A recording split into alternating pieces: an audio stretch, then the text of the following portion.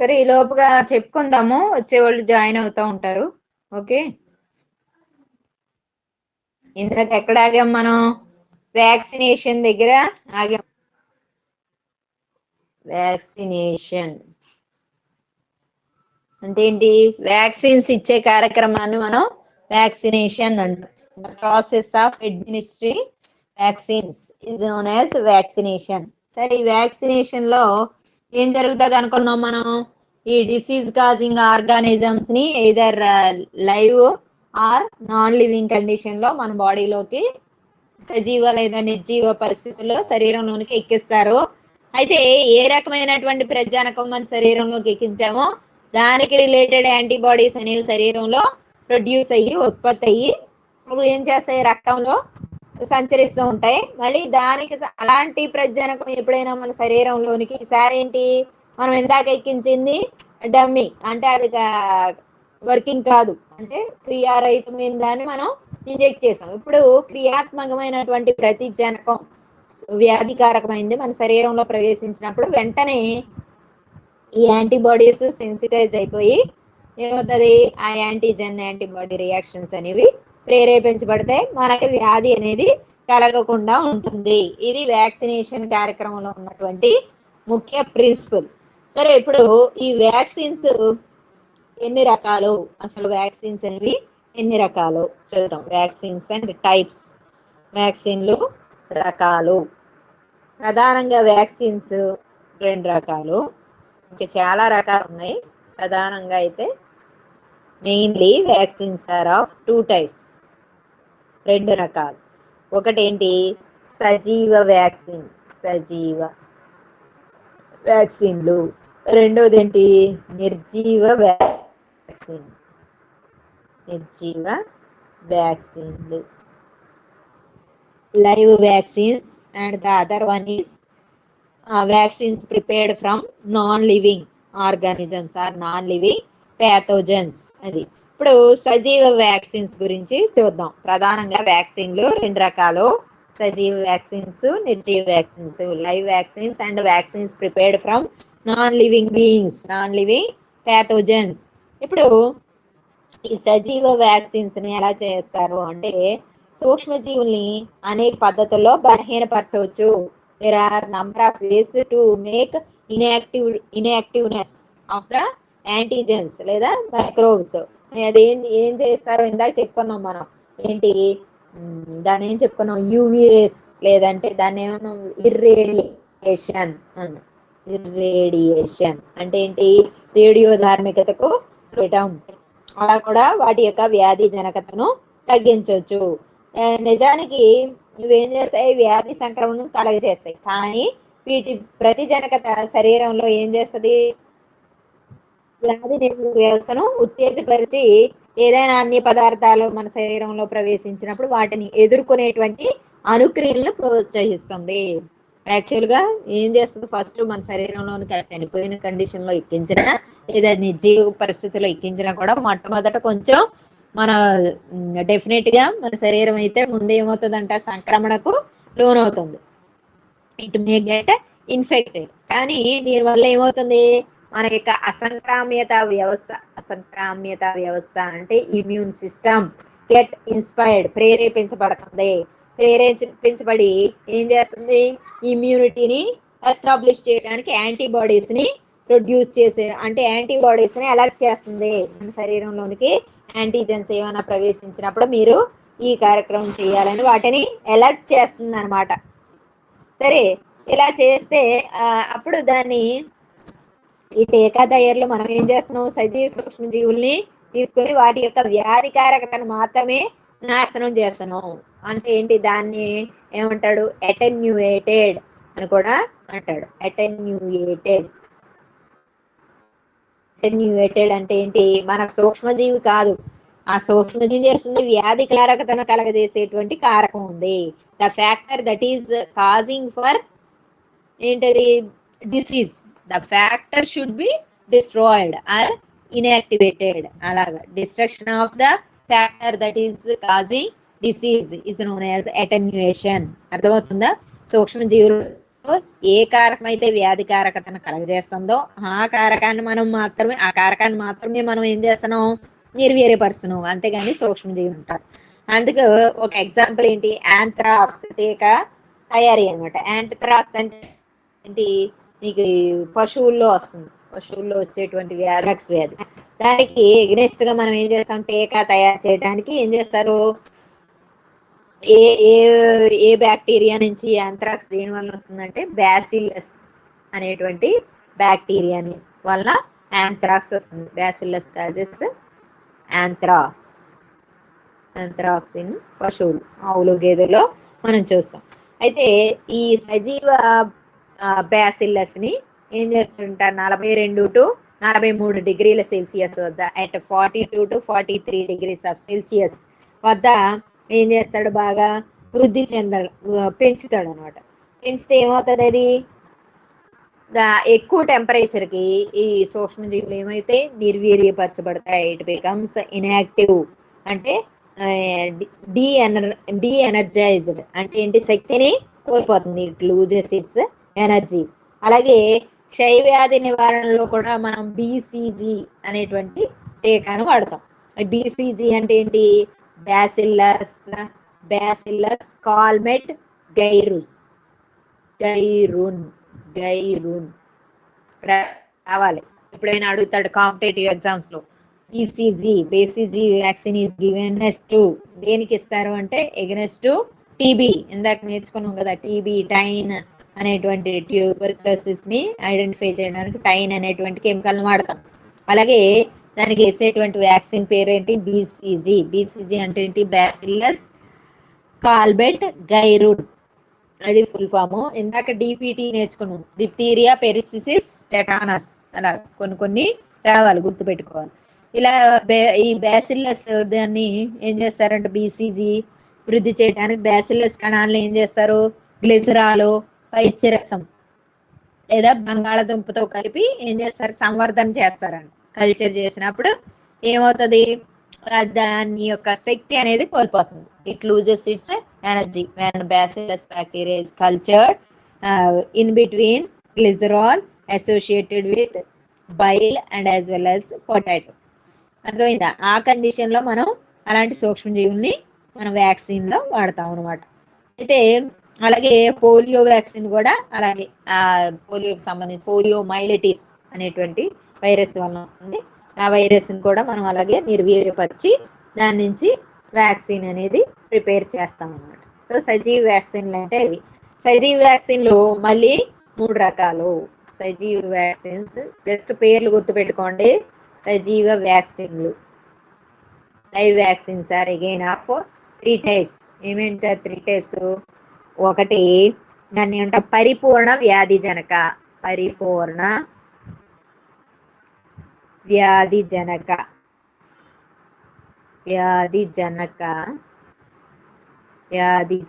తీవ్రత కలిగిన వ్యాక్సిన్. వ్యాధిజనక తీవ్రత, నోట్ చేసుకోండి, తీవ్రత కలిగిన వ్యాక్సిన్.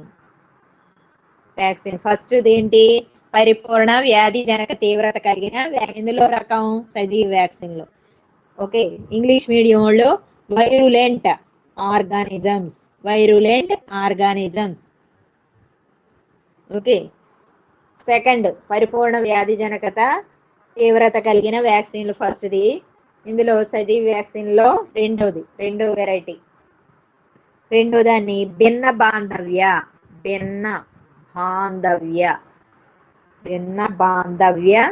జీవ వ్యాక్సిన్. ఎందుకు, మనం ఆ వ్యాధికారక సూక్ష్మజీవి అనేది బ్రతికే ఉంటుంది, అందుకే జీవ వ్యాక్సిన్ కింద చెప్తాను. హెట్రోలాగస్ ఆర్గానిజమ్స్, ఇంగ్లీష్ మీడియం వాళ్ళు హెట్రోలాగస్. ఇందాకదేమో వైరులెంట్ ఆర్గానిజం, ఇదేమో హెట్రోలాగస్ ఆర్గానిజం. భిన్న బాంధవ్య జీవ వ్యాక్సిన్. మూడోది వ్యాధి జనకత క్షీణింపచేసిన vaccine.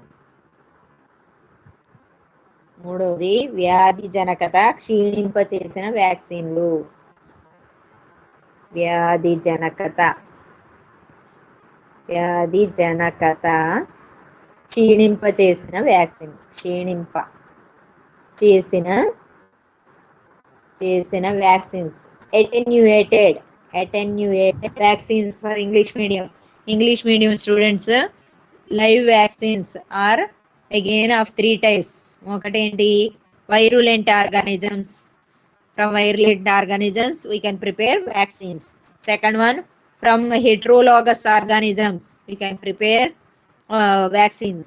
And the third one is from attenuated organisms. భిన్న బాంధవ్య జీవ వ్యాక్సిన్లు, వ్యాధి జనకత క్షీణింప చేసిన వ్యాక్సిన్లు, పరిపూర్ణ వ్యాధి జనకత తీవ్రత కలిగిన వ్యాక్సిన్లు.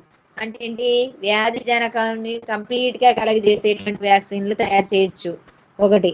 ఇంకోటి ఏంటి, భిన్న బాంధవ్య జీవ వ్యాక్సిన్స్. అంటే ఏంటి, డిఫరెంట్ స్పీషీస్ నుంచి బతుకున్నటువంటి జీవుల్ని కంబైన్ చేసి చేయొచ్చు, అది భిన్న బాంధవ్య. వ్యాధి జనకత క్షీణింపు చేసిన, అసలు కంప్లీట్ గా అది వ్యాధిని కలగజేసేటువంటి స్వభావాన్ని మనం కంప్లీట్ గా తొలగించేసి వాటి నుంచి కూడా వ్యాక్సిన్స్ చేయొచ్చు. అవి కూడా ప్రతి జనకాలకి ప్రతిగా పనిచేస్తాయి అనమాట. Such vaccines also act against antigens. తర్వాత రెండో రకం ఏంటి, నిర్జీవ వ్యాక్సిన్. ఇదంతా కూడా సజీవ వ్యాక్సిన్. ఇంకొకటి నిర్జీవ వ్యాక్సిన్ అంటే ఏంటి, vaccines prepared from non living beings, non living organisms. నిర్జీవ వ్యాక్సిన్స్.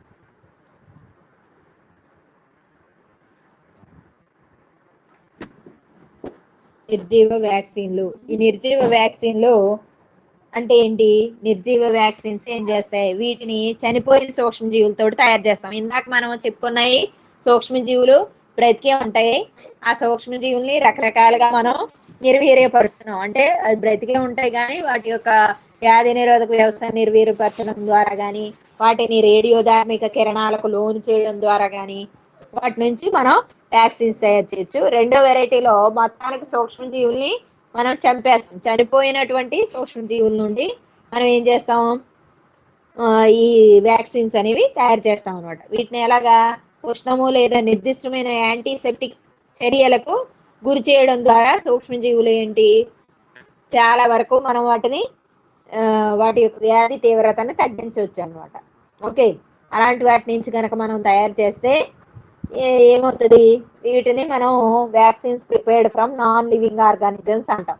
కానీ ఇవంటే సజీవ టీకాలతో పోల్చి తక్కువ ప్రభావంతో ఉండడమే కాకుండా వ్యాధి వల్ల వృద్ధి పొందిన అసంక్రామిత నిర్ణీతమైన స్వల్ప కాలాలకు మాత్రం పనిచేస్తుంది. మనం వ్యాక్సిన్స్ లివింగ్ బీయింగ్స్ నుంచి తయారు చేయొచ్చు అనుకున్నాం, అలాగే నాన్ లివింగ్ బీయింగ్స్ నుంచి కూడా, అంటే అప్పుడే చనిపోయిన లేదా చంపబడినటువంటి సూక్ష్మజీవుల నుంచి కూడా వ్యాక్సిన్స్ తయారు చేయొచ్చు.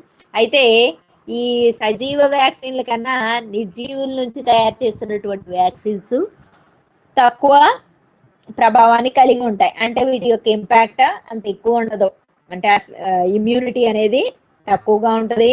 అలాగే వీటి యొక్క కాలము, కన్ఫైన్డ్ గా ఉండేటువంటి కాలం కూడా తక్కువగా ఉంటది. కావాలంత ఎక్కువ కాలం ఇవి ఉండవు అన్నమాట. ఓకే, ఇది నిర్జీవ వ్యాక్సిన్స్ గురించి. నెక్స్ట్ మనం చెప్పుకునేది సంశ్లేషిత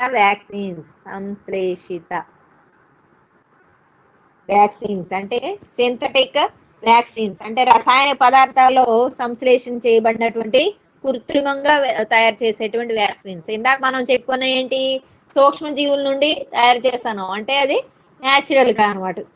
ఇది ఆర్టిఫిషియల్ గా, అంటే by following sophisticated or advanced techniques we are preparing a vaccine artificially. ఇది ఏంటి, అన్ని వేళల అసంక్రామిత జనకతను ప్రదర్శించవు. They may not expose antigenicity always, for only confine time, only కొంతకాలం మాత్రమే ఇవి అసంక్రామిత ఆనుక్రియల్ని ప్రదర్శించడానికి తోడ్పడతాయి. అంటే అమిత జనకతను కొంతకాలం మాత్రమే చూపిస్తాయి, ఎక్కువ టైము ఇవి చూపించడానికి ఆస్కారం లేదంట.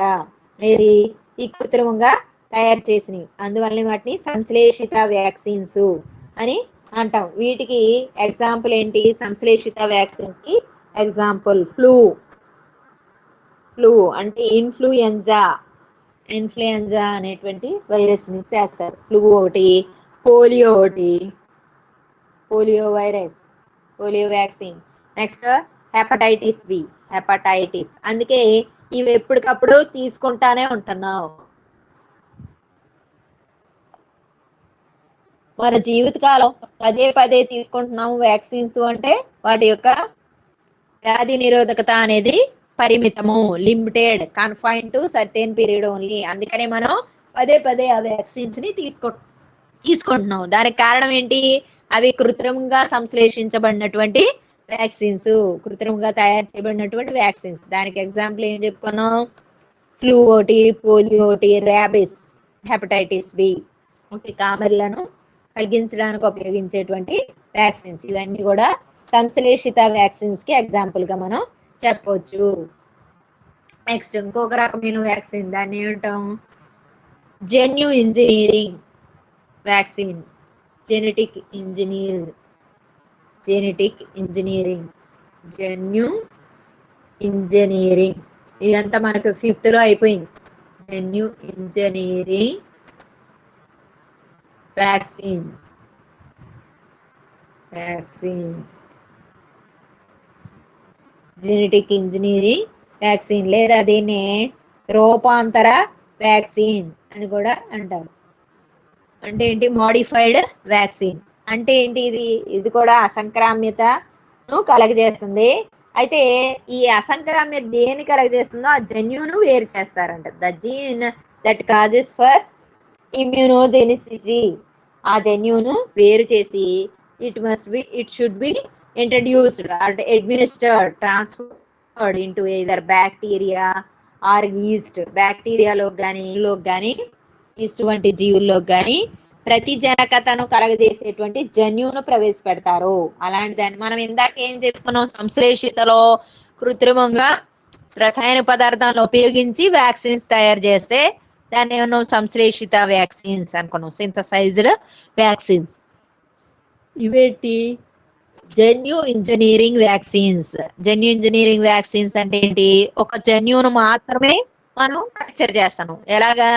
ఏదైతే వ్యాధికారకతను కలగజేస్తుందో, అంటే ప్రతిజనకతను కలగజేస్తుందో, ప్రతిజనకాల ఉత్పత్తిని ప్రేరేపిస్తుందో అలాంటి జన్యువును ఏం చేస్తారు?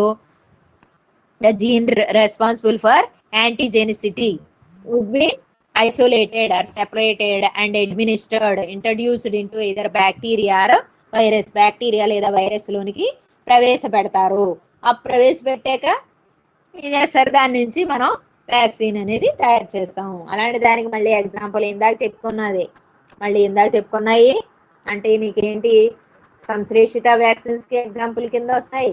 అలాగే జన్యు ఇంజనీరింగ్ వ్యాక్సిన్స్ కూడా ఎగ్జాంపుల్ గా వస్తుంది. దానికి ఇప్పుడు చెప్పుకున్న జన్యు ఇంజనీరింగ్ కి ఎగ్జాంపుల్ ఏం చెప్పుకోవచ్చు? ఫ్లూ, ఇందాక ఫ్లూ చెప్పుకోవచ్చు. ఫ్లూ ఒకటి.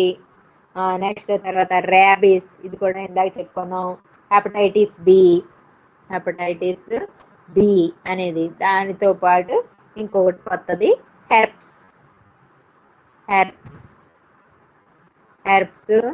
Hepatitis B,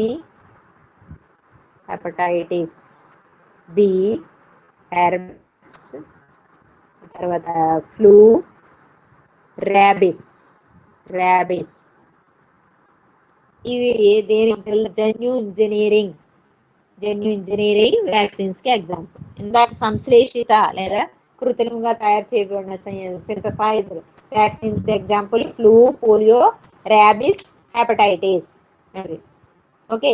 next cellular vaccines అని ఇంకోటి ఉంది. సెల్యులార్ వ్యాక్సిన్స్, తెలుగులో అయినా అదే పేరు. మళ్ళీ ఒక్కో వ్యాక్సిన్ ఏదైనా నీకు షార్ట్ గా అడగచ్చు. వ్యాక్సినేషన్ చాప్టర్ మళ్ళీ ఇంపార్టెంట్. హైపర్ సెన్సిటివిటీ నుంచి అయినా క్వశ్చన్ రావచ్చు, లేదా వ్యాక్సినేషన్ నుంచి అయినా క్వశ్చన్ వాడు అడగవచ్చు. Cellular vaccines,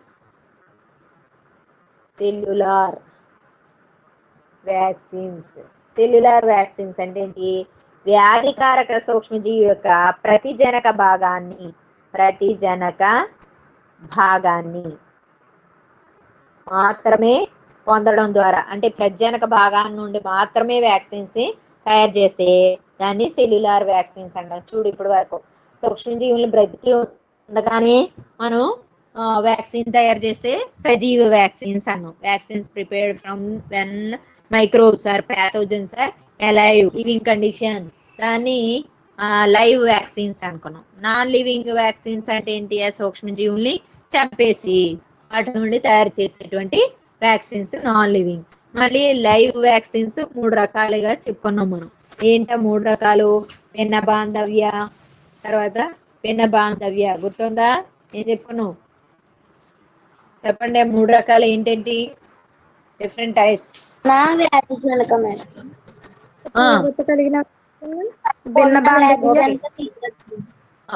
very good. Okay, అలా తీసుకున్నాం. నెక్స్ట్ ఇందులో ఆర్టిఫిషియల్ లో సెల్యులార్ వ్యాక్సిన్. సెల్యులార్ వ్యాక్సిన్ అంటే ఏంటి? ఓన్లీ ప్రతిజనక భాగం మాత్రమే. ఇప్పుడు సూక్ష్మజీవి ఉంది, సపోజ్ ఇదంతా సూక్ష్మజీవి. సూక్ష్మజీవులు అంత పాటు వ్యాధిని కలగజేయదు, కొంత పార్ట్ మాత్రమే కలగజేస్తుంది. దాన్ని ప్రతిజనక భాగం అని అంటాం. ఈ ప్రతిజనక భాగాన్ని మాత్రమే తీసుకుని దాని నుంచి మనం చేస్తే దాన్ని సెల్యులార్ వ్యాక్సిన్ అంటాం. ఇందాక జన్యు ఇంజనీరింగ్ ఏంటి? ఈ ప్రతిజనకంలో వ్యాధిని కలగజేసేటువంటి జన్యు ఏదో ఉంటుంది, జీన్ మాత్రమే తీసుకుని చేస్తే జన్యు ఇంజనీరింగ్. ఆర్టిఫిషియల్ గా కెమికల్స్ ఉపయోగించి చేస్తే సింథసైజ్డ్. అలా జ్ఞాపకం పెట్టుకోవాలి. ఇప్పుడు సెల్యులార్ వ్యాక్సిన్స్ అంటే ఏంటి? ప్రతిజనక భాగాన్ని మాత్రమే తీసుకుని దాని నుండి వ్యాక్సిన్ తయారు చేస్తే దాన్ని మనం ఏమన్నా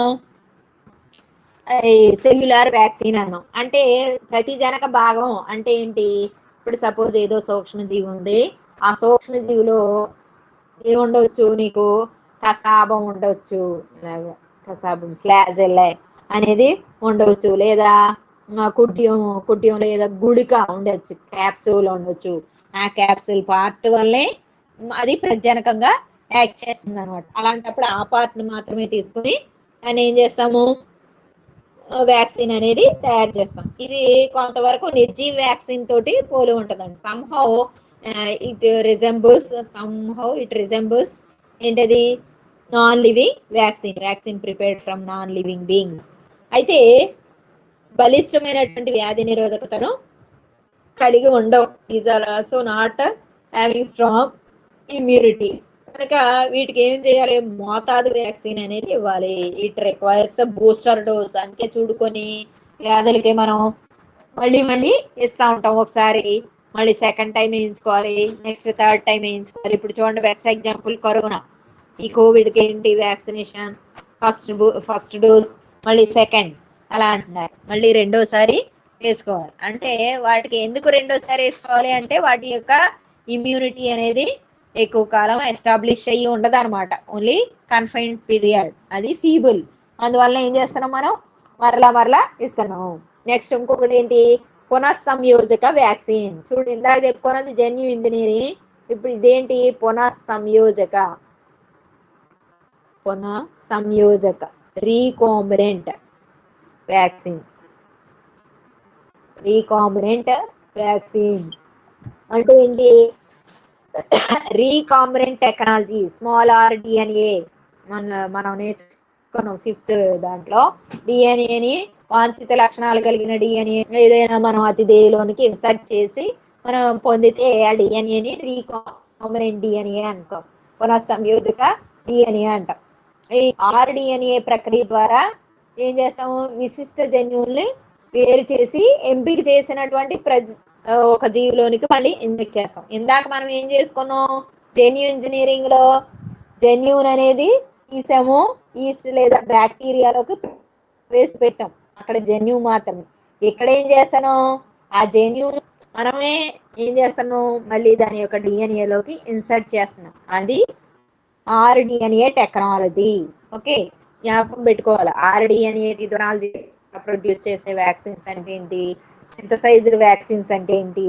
అలాగే జెనెటిక్ ఇంజనీరింగ్ ద్వారా తయారు చేసిన వ్యాక్సిన్స్ ఏంటి? దీనికి ఎగ్జాంపుల్ ఏంటి అంటే ఆర్డిఎన్ఏ టెక్నాలజీ ద్వారా తయారు చేసిన వ్యాక్సిన్ కి ఎగ్జాంపుల్ ఏంటంటే ఆంథ్రాక్స్. అంటే ఎందుకు చెప్పుకున్నా? ఫుట్ అండ్ మౌత్ డిసీజ్ అంటే ఏంటి? నోటికి మరియు అలాగే కాళ్ళకి, ఈ పశువుల యొక్క కాళ్ళకి వచ్చేటువంటి వ్యాధి అనమాట. ఇది వైరస్ వలన వస్తుంది. యాంథ్రాక్స్ అనేటువంటి వైరస్ వలన వస్తుంది. ఓకే, ఇదో రకమైన వ్యాక్సిన్. నెక్స్ట్ ఇంకో వ్యాక్సిన్ పేరేంటి? టాక్సికాయిడ్ వ్యాక్సిన్. చూడండి ఎన్ని రకాలు ఉన్నాయి వ్యాక్సిన్స్. టాక్సికాయిడ్ టాక్సికాయిడ్ వ్యాక్సిన్ అంటే ఏంటి? టాక్సికాయిడ్ వ్యాక్సిన్ అంటే ఏంటి? కొన్ని వ్యాక్సిన్స్ టాక్సిన్స్ నుండి పొందుతారు. ఇప్పుడు మనం ఇందాక చెప్పుకోను ఏంటి, వ్యాధికారకత కలగజేసేది అన్నీ ఉండవు. సూక్ష్మ జీవులో వ్యాధికారకతను కలగజేసే ప్రతిజనక ఉంటుంది. ఆ ప్రతిజనక భాగాన్ని మాత్రమే తీసుకున్నది ఓ రకమైన వ్యాక్సిన్. అలాగే ఆర్డిఎన్ఏ టెక్నాలజీ ద్వారా తయారు చేసింది ఒక రకమైన వ్యాక్సిన్.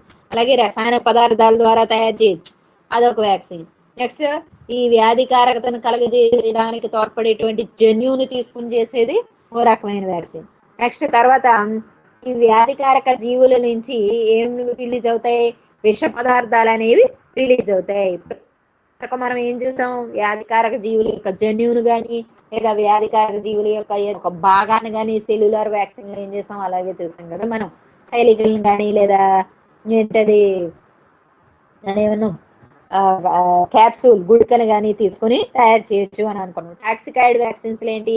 అది రిలీజ్ చేసేటువంటి విష పదార్థాలు, ఈ సూక్ష్మజీవి విడుదల చేసేటువంటి విష పదార్థాలు, వాటిని టాక్సికాయిడ్స్ అంటారు. ఆ టాక్సికాయిడ్స్ నుంచి కూడా వ్యాక్సిన్స్ తయారు చేస్తారంట. అలాంటి వాటిని టాక్సికాయిడ్ వ్యాక్సిన్స్ అంటారు అనమాట. వీటి వ్యాక్సిన్ లో ఏముంటాయి? వీటి యొక్క రసాయనాలు అల్యూమినియం లవణాలతో చర్య జరపడం ద్వారా వాటి యొక్క వ్యాధికారకతను మనం తగ్గించవచ్చు. టాక్సికాయిడ్స్ అంటే చాలా ఎక్కువ ఇంపాక్ట్ ను కలిగి ఉంటాయి, చాలా ఎక్కువ ప్రభావాన్ని కలిగి ఉంటాయి. వాటి యొక్క ఏంటి ప్యాథోజెనిసిటీని తగ్గించవచ్చు, వ్యాధికారకతను తగ్గించవచ్చు. ఎలాగా? అల్యూమినియం కి సంబంధించినటువంటి లవణాలతోటి కానీ చర్య జరిపించడం ద్వారా when these toxicoids are treated with aluminum compounds or aluminum, their pathogenicity may be reduced. Then such type of toxicoids are utilized for the preparation of vaccines. అప్పుడు అలాంటి టాక్సికాయిడ్స్ ని మనం వ్యాక్సిన్స్ తయారు చేయడానికి వాడతాం. అయితే ఎలాంటి వ్యాక్సిన్ తక్కువ వ్యాధి నిరోధకతను పంచకారకాన్ని కలిగి ఉంటాయి. ఓకే, ఇవన్నీ కూడా తక్కువ వ్యాధి నిరోధకతను కలిగి ఉంటాయి. అదే డైరెక్ట్ గా టాక్సికాయిడ్ నుంచి తీసేస్తే ఎక్కువ వ్యాధి నిరోధకతను కలిగి ఉంటాయి. తెలుస్తుందా? అది. నెక్స్ట్ ఇంకో రకమైన వ్యాక్సిన్ ఏంటి? Conjugated vaccines. కాంజుగేటెడ్ అంటే సంయుగ్మ వ్యాక్సిన్ అని కూడా అంటారు తెలుగులో. Conjugated vaccine. కాంజుగేటెడ్ వ్యాక్సిన్ అంటే ఏంటి? రెండు ఒకే జాతికి చెందిన జీవులు, కాకపోతే రెండు కానీ అంతకన్నా ఎక్కువ జీవులు కానీ, రెండు లేదా అంతకన్నా ఎక్కువ జీవుల్ని పెంచుతారు. ఒకే జాతికి చెందిన రెండు లేదా అంతకన్నా ఎక్కువ జీవులను కలిపి పెంచి వాటి నుంచి వ్యాక్సిన్ తయారు చేస్తారు అనమాట. అప్పుడు దాన్ని ఏమంటారు? Conjugated vaccine. 2 or more than 2 organisms of the same species are cultured together and vaccine is prepared, which is known as conjugated vaccine. ఈ కాంజుగేటెడ్ వ్యాక్సిన్స్ కి ఎగ్జాంపుల్ ఏంటి? మరి పోలియో చూడు ఎన్ని చోట్ల వచ్చింది ఎగ్జాంపుల్. పోలియో ఒకటి. ఇన్ఫ్లుయెంజా ఇది కూడా 1-2 చోట్ల వచ్చింది. ఇన్ఫ్లుయెంజా వీటికి కారణమైనటువంటి ఇలాంటి వాటిని ఏం చేస్తాం మనం? రెండు లేదా అంతకన్నా ఎక్కువ జీవుల్ని కలపడం వల్ల మనం పొందినటువంటి వ్యాక్సిన్స్ ఇవి. తర్వాత మిశ్రమ వ్యాక్సిన్స్. మిక్స్డ్ వ్యాక్సిన్స్ అంటే ఏంటి? మిశ్రమ వ్యాక్సిన్స్ రెండు లేదా అంతకన్నా ఎక్కువ వ్యాక్సిన్ కలిపేస్తారు. మనం ఇందాక ఏమనుకున్నాం? ఒకే జాతికి చెందిన రెండు జీవుల్ని కానీ అంతకన్నా ఎక్కువ జీవుల్ని కానీ కలిపి సంవర్ధనం చేసి వాటిని తయారు చేస్తే వాటిని కాంజుగేటెడ్ వ్యాక్సిన్స్ అన్నాం, సంయుగ్మ. అలా కాకుండా రెండు లేదా అంతకన్నా ఎక్కువ వ్యాక్సిన్స్ కలిపేస్తారండి. ఆల్రెడీ తయారు చేసిన వ్యాక్సిన్స్ కలిపి వాటి నుండి మళ్ళీ కొత్త వ్యాక్సిన్ చేస్తారు. అలాంటి దాన్ని మిక్స్డ్ వ్యాక్సిన్, మిశ్రమ వ్యాక్సిన్ అని అంటాం. దానికి ఎగ్జాంపుల్ ఏంటి? TABC. దానికి ఎగ్జాంపుల్ DPT. చూడు DPT మనం ఇందాక చెప్పుకున్నాం, డిప్తీరియా, పెరిటిసిస్, టెటానస్. DPT అనేది ఎగ్జాంపుల్ ఫర్ మిక్స్డ్ వ్యాక్సిన్ అంటే ఏంటి, డిప్టీరియాకి సంబంధించిన వ్యాక్సిన్, ఈ పెరిట్యూసిస్ కి సంబంధించిన వ్యాక్సిన్, టెటానస్ కి సంబంధించిన వ్యాక్సిన్ అంటే 3 వ్యాక్సిన్స్ కలిపేసి మళ్ళీ డిపిటి ట్రిపుల్ యాంటీజెన్ ఒకే వ్యాక్సిన్ గా తయారు చేశారు. అలాంటప్పుడు దాన్ని మిశ్రమ వ్యాక్సిన్ అని కూడా అంటారు. ఇప్పుడు చూడండి, మనం ఇవాళ ఏం నేర్చుకున్నాం, వ్యాక్సిన్లు రకాలు, వ్యాక్సిన్లు వేసేటువంటి కార్యక్రమాన్ని వ్యాక్సినేషన్ అంటాం. Administration, process of administering or injecting vaccines is known as vaccination. Vaccination లో వ్యాక్సిన్స్ టైప్స్ చూసాం, సజీవ వ్యాక్సిన్స్ చూసాం, నిర్జీవ వ్యాక్సిన్స్ చూసాం, మళ్ళీ రకరకాల వ్యాక్సిన్స్ అనేవి చూసాం. ఇవన్నీ నిర్జీవ వ్యాక్సిన్లు. ఏమేంటి, genetic engineering vaccines or modified vaccines, పునఃసంయోజక vaccines, recombinated vaccines, toxicoid vaccines, ఇంకేం చూసాం, మిశ్రమ వ్యాక్సిన్స్ అంటే మిక్స్డ్ వ్యాక్సిన్స్, కాంజుగేటెడ్ వ్యాక్సిన్స్, అలాగే సంశ్లేషిత సింథసైజ్డ్ వ్యాక్సిన్స్, సెల్యులార్ వ్యాక్సిన్స్, ఇలాగా రకరకాలైనటువంటి వ్యాక్సిన్స్ చూసాం. సరే, ఇప్పుడు ఈ ఈఐపి అనేది ఉంది. అంటే ఏంటి, ఎక్స్పెండెంట్ విస్తారిత ఎక్స్పెండెంట్ immunisation programme, EIP. ఎక్స్పెండెంట్ immunisation programme అంటే ఏంటి, విస్తారిత వ్యాధి నిరోధక ప్రణాళిక. విస్తారిత వ్యాధి నిరోధక ప్రణాళిక. దీని ప్రకారం ఏంటి, దేశంలో ఉన్న ప్రజలందరికీ వ్యాక్సినేషన్ ఇవ్వాలి. ఏంటి, వ్యాధికారక సూక్ష్మజీవులకు ప్రతిగా వ్యాక్సినేషన్ ఇస్తే వాళ్ళలో ఏమవుతుంది, ఇమ్యూనిటీ అనేది స్థాపించబడి వ్యాధికారకతకు లోనవ్వకుండా ఉండడానికి ఆస్కారం ఉందని గవర్నమెంట్ చేపట్టినటువంటి కార్యక్రమం అనమాట ఈఐపి. అయితే వ్యాధికారక బ్యాక్టీరియా కానీ వైరస్ కానీ సంక్రమణ చేత ఏంటి, చాలా మంది మన దేశంలో చనిపోతా ఉన్నారు కదా. కొంతమంది చిన్నపిల్లలు చనిపోతా ఉన్నారు, కొంతమంది ఏమో పెద్దవాళ్ళు కూడా చనిపోతా ఉన్నారు. దానికి కారణం ఏంటి, ల్యాక్ ఆఫ్ ఇమ్యూనిటీ. అంటే వ్యాధి నిరోధకత అనేది లేకపోవడం వల్ల. వ్యాధి నిరోధకత పెంచుకోవడానికి కృత్రిమంగా మనం ఏం తీసుకుంటున్నాం, ఆర్టిఫిషియల్ గా ఈ యాంటీబాడీస్ అంటే ఈ యాంటీజెన్స్ ని మన శరీరంలోనికి ఎంటర్ ఎక్కించుకున్నప్పుడు వాటికి ప్రతిగా మన శరీరం యాంటీబాడీస్ ని ప్రొడ్యూస్ చేస్తుంది. అంటే కృత్రిమంగా మనం ఏం చేస్తున్నాం అనమాట, మన యొక్క వ్యాధి నిరోధకతను పెంచుకుంటున్నాం. అయితే ఈ వ్యాక్సినేషన్ ప్రోగ్రామ్ చక్కగా సక్రమంగా జరిగినప్పుడు ఏమవుతుంది, చక్కగా దేశంలో ప్రజలందరూ కూడా హెల్దీగా ఆరోగ్యంగా ఉంటారు కదా. అలాగే చిన్నపిల్లల్లో అతి సాధారణంగా కనిపించేటువంటి జలుబు, ఇలాంటివి జలుబు అనేది కనిపిస్తూ ఉంటుంది చిన్నపిల్లల్లో. పోలియో అనేది కనబడుతూ ఉంటుంది ఎక్కువగా. మనం జలుబు కనిపిస్తుంది, పోలియో కనిపిస్తుంది, దగ్గు, ఓకే, దగ్గు, తర్వాత క్షయ, టైఫాయిడ్ కనిపిస్తుంది, కలరా, ఇవన్నీ కూడా water borne diseases and seasonal diseases కదా. ఒక వర్షాకాలంలో లేదా వేసవి కాలంలో కాలానుగుణంగా ఋతువులను బట్టి కొన్ని వ్యాధులు అనేవి మనకి వస్తూ ఉంటాయి. టీబీ అని, టైఫాయిడ్ అని. సో ఇలాంటి వ్యాధుల నుండి మనం రక్షించుకోవాలి అంటే వ్యాక్సినేషన్ అనేది చాలా పకడ్బందీగా జరగాల్సిన ఆవశ్యకత ఎంతైనా ఉంది. కొన్ని వ్యాక్సిన్స్ ఏంటి, ఒకసారి ఇస్తే సరిపోదు. అలాంటి వ్యాక్సిన్స్ రెండోసారి ఇస్తాం, రెండో మోతాదు, సెకండ్ డోస్ ఈస్ రిక్వైర్డ్. అలాంటిదప్పుడు దాన్ని బూస్టర్ డోస్ అంటాం, బూస్టర్ అంటాం. అలాగే కొన్నిటికి 2 సార్లు 3 సార్లు ఇస్తానే ఉంటాం వ్యాక్సినేషన్. ఈ వయసులో ఒకటోసారి ఒకటో మోతాదు, నెక్స్ట్ ఇంకో ఏజ్ వచ్చాక, ఒక వయసు వచ్చాక మళ్ళీ రెండోసారి, మళ్ళీ మూడోసారి, అలాగా దే రిక్వైర్ డోసెస్ అనమాట. సెకండ్, థర్డ్ అలా కొన్నట్లకి అలాగే ఇస్తా ఉన్నాం. ఇందాక చెప్పాం మనం ఎందుకు ఇవ్వాలి అలాగా 2-3 సార్లు ఎందుకు ఇస్తున్నాం అంటే వాటి వల్ల నెలకొల్పబడేటువంటి వ్యాధి నిరోధకత అనేది తక్కువ కాలం, పరిమిత కాలానికి మాత్రమే, కొంతకాలానికి మాత్రమే పరిమితమై ఉంటుంది. అందువల్ల ఏం చేయాలి మరి, వీటిలో ఈ వ్యాక్సినేషన్ అనేది 2 సార్లు 3 సార్లు డోసులు ఇస్తాం, ఆవశ్యకతను బట్టి ఇస్తాం అనమాట. అయితే ఈ వ్యాక్సినేషన్ చేసేటప్పుడు మనం కొన్ని అంశాలు గుర్తు పెట్టుకోవాలి. ఏంటది, కొన్నిసార్లు ఏదైనా బీసీజీ వ్యాక్సిన్ కానీ లేదా తడపర ఏదైనా మసూజికి సంబంధించిన వ్యాక్సిన్ కానీ ఇలాంటివి ఇచ్చినప్పుడు ఏమవుతుందంటే స్వల్పంగా ఏదైనా చిన్న ఎర్రబడినట్టు, శరీరం కందినట్టు, దద్దుర్లు అలాంటివి ఏర్పడతాయి. వెంటనే కంగారు పడకూడదు అనమాట. తర్వాత ఇంకేం చేయాలి, ఏదైనా వ్యాక్సినేషన్ వేసే ముందు హెల్దీగా ఉన్నారో లేదో మనం చూసుకోవాలి. కొంచెం అస్వస్థతగా ఉన్నా, స్వల్పంగా ఏదైనా సరిగా లేకపోయినా ఒంట్లో ఏదైనా జ్వరం ఉన్నా అలాంటి కండిషన్స్ లో వేయకూడదు. అలాగే సమయానుసారమే వేసుకోవాలి. అంటే ఇప్పుడు వ్యాక్సిన్ ఇవాళ వేయించుకున్నాం, మళ్ళీ ఎప్పుడో ఒక షెడ్యూల్ ఇచ్చారు, మళ్ళీ 1 మంత్ తర్వాత లేదా 2 మంత్స్ తర్వాత లేదా సో అండ్ సో డేట్ పలానా డేట్ నే మళ్ళీ మీరు దీనికి సంబంధించిన వ్యాక్సిన్ రెండోసారి.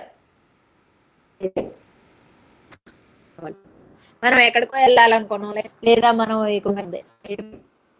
పరిస్థితులు బాగాలేదు, ఎప్పుడో వేసుకోవడం ఇప్పుడే చేసుకుంటే అయిపోద్ది ఓ పని చేయబడి నిర్ణయించిన ప్రకారమే మన వ్యాక్సినేషన్ ప్రోగ్రామ్ ని బాగా సక్సెస్ఫుల్ చేయాలంటే రకరకాల మనకు సోషల్ మీడియా ద్వారా కానీ ఈ ప్రాపగేండా అనేది ఎంతైనా వస్తుంది కదా. అంతా కూడా అవేర్నెస్ అనేది వచ్చేసింది వ్యాక్సినేషన్ పట్ల.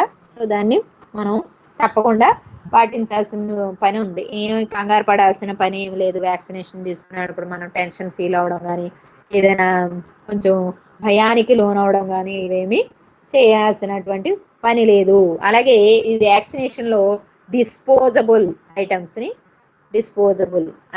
వాడాలి. అంటే సూదులు కానీ సిరంజులు కానీ వాటిని ఏం చేస్తారు, ఒకసారి వాడేసాక పాడేస్తాం. లేదా ఒకవేళ ఇన్ కేసు ఏదైనా వస్తువులను వాడాల్సి వచ్చినప్పుడు వాటిని ఏం చేయాలి, బాగా స్టెరిలైజ్ అనేది చేయాలి. స్టెరిలైజేషన్ అంటే ఏంటి, సూక్ష్మజీవ రహితం అనేది చేయాలి. తర్వాత వీలైనంత వరకు మనం ఏం చేయాలి, ఈ చేతులు కడుక్కోవడం కానీ లేదంటే స్పిరిట్ ను వాడటం కానీ, సిరంజ్ సూదులను అలాగే మరుగుతున్న నీటిలో వేసేసి కొంచెం హైజెనిక్ గా ఉండాలి. అంటే వ్యాక్సినేషన్ ఇచ్చే వాళ్ళు ఏం చేయాలి, చాలా హైజెనిక్ గా పరిశుభ్రతను పాటించాలన్నమాట. అలాగే ఈ వ్యాక్సినేషన్ కి సంబంధించినవన్నీ కూడా ఏం చేయాలి, చక్కగా ఒక కూల్ అంటే బాగా ఉష్ణోగ్రత ఎక్కువ అయినా కూడా ఇవేమవుతాయి, వ్యాక్సిన్స్ వాటి యొక్క స్వభావాన్ని కోల్పోతాయి. అందువల్ల వాటిని ఏం చేస్తాము, లో టెంపరేచర్ లో వాటిని ప్రిజర్వ్ చేయాలి. ఎస్పెషల్లీ రిఫ్రిజిరేటర్స్ లేదా ఏదైనా శీతల గదుల్లో వాటిని భద్రపరుస్తారు. అలాగే వ్యాక్సినేషన్ వేసుకోవడం కూడా బాగా ఎండెక్కి ఎందుకు టెంపరేచర్ ఎక్కువ అయినప్పుడు వ్యాక్సినేషన్ యొక్క ప్రభావం అనేది ఉండదు. అందుకని ఎక్కడైనా నీడ ప్రాంతాల్లో కానీ చెట్ల క్రింద కానీ వ్యాక్సినేషన్ కార్యక్రమం అనేది చేపడతా ఉంటారు, మీరు చూసే ఉంటారు. దట్టు మార్నింగ్ అవర్స్ చేసుకుంటే మంచిది. అది చేసేవాళ్ళు కూడా అలాగే చేస్తారు. మార్నింగ్ బిఫోర్ 12 లోపలే, ఎర్లీ అవర్స్ నుంచి 12 లోపలే ఫినిష్ చేస్తారు. ఎందుకు, టెంపరేచర్ పెరిగే కొద్దీ దాని యొక్క యాక్టివ్నెస్ అనేది పోతుంది అనమాట, వ్యాధి నిరోధకత అనేది పోతుంది. దాని తర్వాత మనం వేసుకుని ఉపయోగం ఏముంది అది. అలాగే మనం ఏ వ్యక్తికి అయితే మనం వ్యాక్సినేషన్ ఇవ్వాలనుకుంటున్నాం ఆ వ్యక్తిని మనం చక్కగా హెల్దీగా ఉండేటట్లు చూసుకోవాలి. హెల్దీ పర్సన్ కి మనం ఇస్తే మంచిది అనమాట. ఇంకా ఈ వ్యాక్సిన్ కి సంబంధించి ఇంకేంటి, దీర్ఘకాలిక వ్యాధులు అనేవి ఉంటాయి కొంతమందికి. అలాంటప్పుడు కూడా మనం కొంచెం చూసుకొని ఆ వ్యక్తి యొక్క కండిషన్ బట్టి వ్యాక్సినేషన్ అనేది ఇవ్వడం మంచిది అనమాట. సరే, మరి దీనికి సంబంధించి ఒక టేబుల్ ఉంది, ఒక 2 టేబుల్స్, ఒక టేబుల్ వేయండి. నెక్స్ట్ టేబుల్ మళ్ళీ నెక్స్ట్ క్లాస్ లో మనం చూద్దాం. ఒక టేబులర్ ఫామ్ అనేది వేసుకోండి. వినిపిస్తుందా అమ్మా నేను చెప్పేది? NSDS వినపడుతుందా? వినిపిస్తుంది మేడం. ఓకే ఓకే, చిన్న టేబుల్ ఉంది, టేబుల్ వేసుకోండి. అదేంటి, గ్రహీత టేబుల్, గ్రహీత రెసిపెంట్, ఇంగ్లీష్ మీడియం నోట్ చేసుకోండి. రెసిపెంట్ గ్రహీత. నెక్స్ట్ కాలం వయస్సు, ఇది అడ్డం తిప్పుతాను, గ్రహీత రెసిపెంట్. నెక్స్ట్ ఏజ్ వయస్సు. తర్వాత వ్యాక్సిన్ నెక్స్ట్ మోతాదు డోస్, మోతాదు వేసుకోండి. శిశువులు ఇన్ఫాంట్స్, ఫస్ట్ది శిశువులు, ఎంత ఏజ్, 3 to 9 months, 3 to 9 నెలలు. ఏమేయాలి వాళ్ళకి వ్యాక్సిన్, DPT వేయాలి. వీళ్ళకి 1-2 నెలల అంతరంలో 3వ మోతాదు, 3 మోతాదులు అంటే 3 times వేయాలన్నమాట. చూడండి, ఫస్ట్ది ఇది కాలం రెసిపెంట్ గ్రహీత, సెకండ్ కాలం వయస్సు ఏజ్, థర్డ్ కాలం వ్యాక్సిన్ పేరు, ఫోర్త్ కాలం డోస్ మోతాదు. ఫస్ట్ ఏంటి శిశువులు ఇన్ఫాంట్స్ కి ఎంత ఏజ్ లో 3 to 9 months అంటే 1 year కన్నా తక్కువ ఉన్నప్పుడు ఒక వ్యాక్సిన్ ఇస్తున్నాం. దాని పేరేంటి డిపిటి ట్రిపుల్ యాంటీజెన్. ఎప్పుడు ఇవ్వాలి? ఫస్ట్ ఇచ్చేటప్పుడు వాడికి ఫస్ట్ సెకండ్ మంత్స్ అంటే 1వ నెలలో 2వ నెలలో తర్వాత 1-2 నెలల గ్యాప్ లో అంటే ఈ ఏజ్ అనుకున్నాం కదా 9 నెలలు వచ్చే లోపల వాడికి 3 డోసులు ఫినిష్ అవ్వాలన్నమాట. నెక్స్ట్ మళ్ళీ శిశువులే వాడికి 9 to 12 months నెలలు నోట్ చేసుకోండి అంటే 1 year లోపు అనమాట. వాడికి ఏంటి బీసీజీకి సంబంధించిన వ్యాక్సిన్. ఇవి ఎంత? ఇది కూడా 3 మోతాదులు 3 times వేయాలి. ఓకే నెక్స్ట్ ఇంకోటి 9 to 24 నెలలు అంటే ఏంటి 2 years. వాడికి ఏమి ఇవ్వాలి? డిపిటి ఒకటి. నెక్స్ట్ పోలియో, డిపిటితో పాటు పోలియో కూడా. ఫస్ట్ మోతాదు ఇస్తాం తర్వాత హలో బోర్డు రావట్లేదు రావట్లేదా మేడం? వస్తుందా? హలో సరే నోట్ చేసుకోండి. సరే నోట్ చేసుకోండి. ఫస్ట్ కాలం శిశువులు అనుకున్నారు కదా ఇన్ఫాంట్స్ 3 to 9 months. వాయిస్ వినపడుతుందా? వినిపిస్తుంది మేడం. ఓకే 3 to 9 నెలలు. డిపిటి ఎంత అనుకున్నాం? 1వ నెలలోను 2వ నెలలోను అలాగే 9 నెలలు వచ్చే లోపల మొత్తానికి 3 డోసులు 3 మోతాదులు వేసేసుకోవాలి. నెక్స్ట్ 9 to 12 months 9 to 12 నెలల్లో బీసీజీ అంటే క్షయకి సంబంధించి దానికి ఎన్ని డోసులు? దీనికి ఎన్ని డోసులు? ఇందాక రాసా బోర్డు మీద చెప్పా 3 మేడం. 3. దీనికి కూడా 3 డోసులు అవసరం. నెక్స్ట్ 19 to 24 months 19 నుంచి 24 నెలలు అంటే 2 ఏళ్ళు. ఏం vaccine? DPT polio. DPT vaccine మరియు పోలియో వ్యాక్సిన్. ఫస్ట్ ఒక మోతాదు వేస్తారంట, తర్వాత ఇంకో మోతాదు booster dose. First 1 dose, booster dose అంటే 2 times వేయాలి. 2 times. నెక్స్ట్ రెండో హెడ్డింగ్ పెట్టుకోండి ప్రెగ్నెంట్ లేడీస్, ప్రెగ్నెంట్ ఉమెన్. ఫస్ట్ది ఇన్ఫాంట్స్ పెట్టుకున్నారు, రెండోది ప్రెగ్నెంట్ ఉమెన్. ఏజ్ ఎంత? వయసు గర్భిణీ స్త్రీలు 18 to 36 నెలలు అంటే 3 years. టీటీ అంటే ధనుర్వాతం. అక్కడ మోతాదు దగ్గర రాసుకోండి 48 వారాల అంతరంలో 2 మోతాదులు. 48 వారాల అంతరంలో 2 మోతాదులు. 2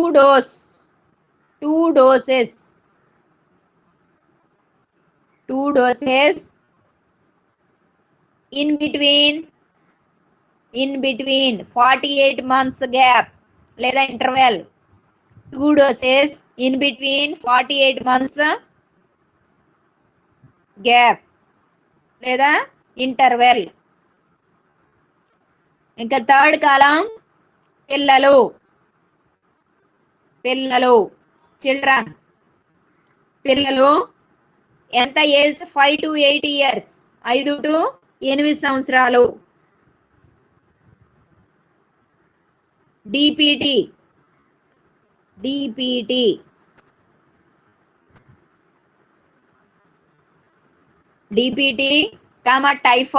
టైఫాయిడ్ కూడా ఒక బూస్టర్ డోస్. చివరి కాలంలో 1 బూస్టర్ డోస్. ఇంకా కింద రాసుకోండి 6 to 12 వారాల అంతరం 6 to 12 weeks గ్యాప్ లేదా interval. 6 to 12 weeks interval gap. Next 10 years 10 సంవత్సరాలు. టీటీ కమ టైఫాయిడ్, మళ్ళీ ఇందాకలాగే టీటీ కమ టైఫాయిడ్.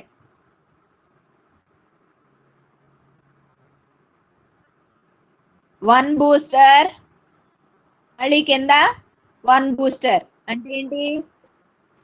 సెకండ్ దాటిని కాడి నుంచి ఇంకా వాటిని బూస్టర్ అంటాం. రెండోసారి మూడోసారి వేస్తుంటే బూస్టర్ అంటాం. ఎన్నిసార్లు వేయాలి? 2 సార్లు అనమాట. 1 బూస్టర్, మళ్ళీ దాని కింద 1 బూస్టర్. ఇంకా లాస్ట్ది 16 years 16 సంవత్సరాలు, అది కూడా టీటీ టైఫాయిడ్. దానికి కూడా పైలాగే 1 బూస్టర్, మళ్ళీ దాని కింద 1 బూస్టర్. దీంతో వ్యాక్సినేషన్ అనేది కొంత అయ్యింది. ఇంకో టేబుల్ ఉంది, అది నెక్స్ట్ క్లాస్ లో చూద్దాం. మధ్యాహ్నం మళ్ళీ మనకి 2 o'clock కి క్లాస్ బిగిన్ చేసుకుందాం. ఓకే, సరేనా? Okay madam. ఓకే.